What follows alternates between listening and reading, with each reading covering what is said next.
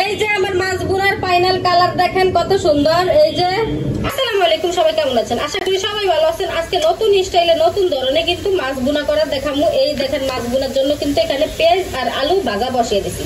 মানুষে পেঁয়াজ ভাজে, রসুন ভাজে, আমি কিন্তু সাথে আলুও দিছি। আলুও ভাজে নিতেছি, পেঁয়াজও ভাজে নিতেছি। এগুলো কিন্তু একটু হালকা ধরনের কালার করে নিবো ভাজতে ভাজতে। আর এই যে এখানে মাছ ভাজা রাখছি, এটা কিন্তু রুই মাছ আমি ভাজা রেখে দিছি।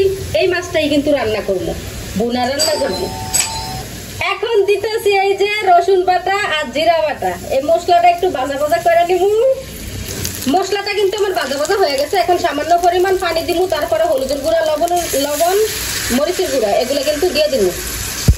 এখানে কিন্তু লবণ, হলুদ, মরিচের গুঁড়া আর এই যে ধনিয়ার গুঁড়ো অল্প পরিমাণে দিচ্ছি। দিয়ে কিন্তু এখন ভালোভাবে মশলাটা আমি কষিয়ে নিব, একবারে ভালোভাবে কষিয়ে নিব কিন্তু ভাজা ভাজা করে। এই যে আমার দেখেন মশলাটা কিন্তু কষানো হয়ে গেছে, সাথে আলু তো ভাজার সময় সিদ্ধ হয়ে গেছে, খুব সুন্দরভাবে কষাইছি, একবার লেগে লেগে যেতেছে। এখন কিন্তু জল দিয়ে দিব।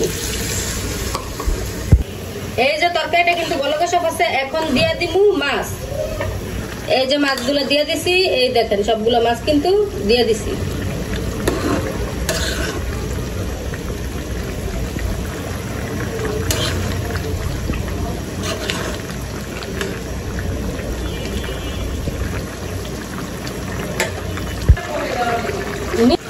এই দেখেন এই যে তরকারির অবস্থা আমার, এটা কিন্তু হয়ে গেছে প্রায়, কারণ আমি একটু জল রাখবো, একবারে শুকনো শুকনো করবো না। তরকারিটা কিন্তু আমার হয়ে গেছে। এখন আমি চুলাটা বন্ধ করে দিব। এই যে আমার মাছ বুনার ফাইনাল কালার দেখেন কত সুন্দর। এই যে আর এখানে কিন্তু রান্না করছি পাঙ্গাস মাছ দিয়া, দুন্দুল দিয়া পাঙ্গাস মাছের পেটের খালি। আর এই জায়গায় হয়েছে যে জালি কুমড়া ভাজি। সবাই ভালো থাকবেন, সুস্থ থাকবেন,